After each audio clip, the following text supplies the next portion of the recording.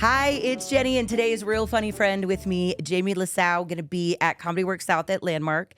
And we were just talking about, so if you follow him, like I do on social media, you were posting about your little experience at the airport. And I think all do this. Like we people watch, and we're very, especially when you're stuck at an airport, you're very critical about what's going on around you. Yeah, and I, at times, am trying not to people watch. Yeah. But they're talking so loudly that I'm forced to look at them. And so you said it was a business guy, and he just used every cliche. And you even wrote him down. That's how. Yeah, I was trying to record this thing, and so I was super sensitive to the sound. But this guy was talking so loud, and it was everyone you've ever heard. Yeah. He was just like, yeah, listen, at the end of the day, we're going to circle back. I just don't know if I have the bandwidth for this type of thing. We got to work hard, play hard. Come on, there's a lot to unpack here. A lot of low-hanging fruit. At one point, I go, yeah, like, what? Who's the other guy? Who's is the other guy side? just saying other ones back to him? Let's hop on a call. Put a pin in it. The other guy's like, put a pin in it. Yeah. We'll get our ducks in a row. I just go, I don't think anything's happening. Well, and I don't feel like, I guess maybe when I was growing up, I felt like people did that more often. Now, I don't think we speak in cliches as much. Like we're more, although I was learning, like you can't say LOL anymore. It makes you look like it. No, apparently we're boomers. Oh, LOL. Do you mean you're not even allowed to text anymore? No. YOLO, what do you say? LOL, no.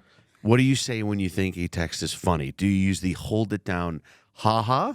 Or do you type haha? Or do you ever LOL? Right? I still LOL. I don't care what these LOL? little Gen Xers or Gen Z or whatever. I don't care what they think. I like to do a bit I like to do is I like to respond to a text. Like, for instance, I did Gutfeld the other day, and I was very excited for it to air, and then it didn't. They go, it got preempted by, like, there's some protesting, so they're not going to air it. Oh. So the producer messaged me, this is my new bit, and I wrote back, that son of a bee, I can't believe they did. Like, I write back a very angry text. I send that. Then I wait a few seconds. Then I edit it, and I write, no problem. Thanks for letting me know. And within the edit, there's a lot of curse words, and I'm very upset. This is my new bit. I do this all the time. I do the change the text with the edit. I always do talk to text because I'm just constantly on the move. Oh, do you? You're going to get whatever you get. If you can't decipher it, then apparently we don't need to be texting back and forth. I don't talk to text. I do a lot of the audio messages. Oh, but okay. I don't talk to text. I've been noticing a lot more of those popping up too. Yeah, I like that. It's just easy. You just hit the button. You're like, all right, here we go. It's kind of like the old voicemail. Yeah, and also the transcription on those, it's about 20% accurate. And sometimes I just read the transcription, I roll with it. My friend just sent me one. It makes no sense. It says, like, the giraffe is escaped from the zoo or something. Oh, yeah. And I was like, I don't know the what best is when they're dirty, too. And you're like, oh, thanks. Sorry, Grandma. Didn't mean to text that to you. She's like, what do you mean? I'm like, oh, sorry. But yeah, I do that all the time. It's funny. I was just learning about all the slang and stuff like that. When you're traveling and stuff like that, do you notice certain places have different, like, slang, like, ways of saying things and doing things, like, I'll tell you the one thing I notice everywhere I go. This coffee I'm drinking right now is a when you order coffee in the morning, what do you usually get? What's your order? I'm a weirdo and I don't drink coffee. Oh, really? Wow, I'm very impressed. I know. I'm like the one person in the world who doesn't drink No caffeine? No, I know. I'm already like this crazy. Very impressed. So I order it's a coffee with a shot of espresso in it. And everywhere in the country, they call it something different. So it's like, I don't know what it's called here in Denver because Mel got my coffee for me kindly. But it's called, like, in Alaska, it's called a sludge cup. Some places it's called a shot in the dark. And it's called a red eye.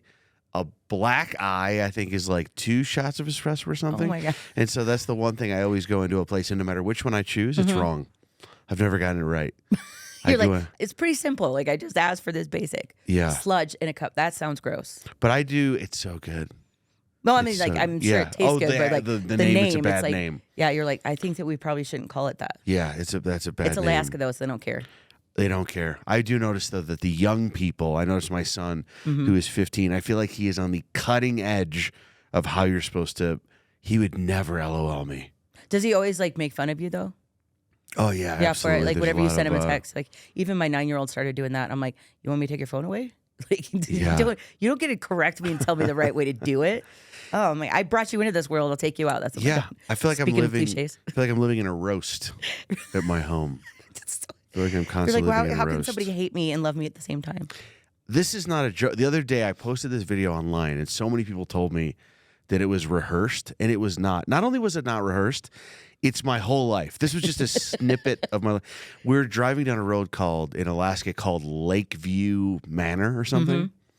And I go to my kids, I say, you know, Lakeview Manor is one of the most expensive places to live in Fairbanks, Alaska, because there's like a lake view. You can see a lake. This is where the $1 million homes are. Yeah. And my son goes, "Oh, that's really cool." He goes, "Didn't you used to live in a crime-ridden valley?" And then my daughter goes, No, he lived on Pawn Shop Lane. That's what she said. And I go, this is my whole life. This is just a constant roast. Oh yeah. You're when you like. I hope when they get older, it'll get easier.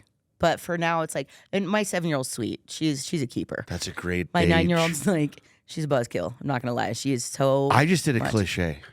That's a great age. That's a great age. Oh yeah. You never talk to somebody and they go, "Oh, my kid's 3," and you go, "That's a bad one." Oh yeah. Leave them with someone else. That is a terrible age. That's why everyone was worried about the terrible 2s. I think the 3s were worse. Yeah. They were absolutely worse. I didn't experience a terrible 2. Did you experience a terrible 2? They were sweet and cuddly. Yeah. Then all of a sudden they started talking. You realize that what they were thinking is not exactly what we wanted to think that they were thinking. I had a rough drinking night and went to Taco Bell, and I had the terrible 2s the next day. I think it's different. Or is that the terrible 3s? That might even be the terrible 3s. My nephews and I'm like, call it a number 3, whatever it is, whatever you need. Let me help you out here. Oh my gosh, Jamie Lissow is going to be at Comedy Works in Landmark. All this weekend. Go and check those out at comedyworks.com. And you know, it is Cinco de Mayo and stuff like that. So be wary of the terrible 2s or 3s. It is Cinco de Mayo. I'm not familiar with any of the drinking young people holidays. Yeah, I don't know any of them. I'm Cinco just here de for Mayo. the tacos. Did you guys get a little?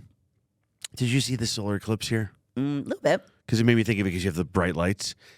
Worst thing about the solar eclipse, people in Rochester, New York, where I'm from, that's where I was the weekend of when the eclipse was there. Yeah. People drove sometimes 18 hours to see the eclipse. All the flights were sold out. My flight got canceled. I almost missed my gig because all of them were sold out. Yeah. And then they go, people were like, "Oh, I'm going to drive 20 hours. And they go, "Okay." And they go, "But don't look at it."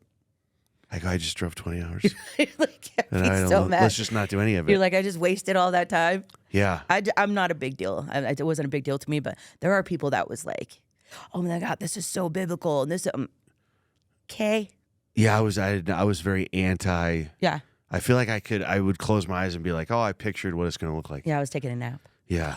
My friend Tyrus on my TV show, he's a big tall guy. I was talking to him the other day, and he stood up and his head went in front of this lamp, and I go, "This is kind of it."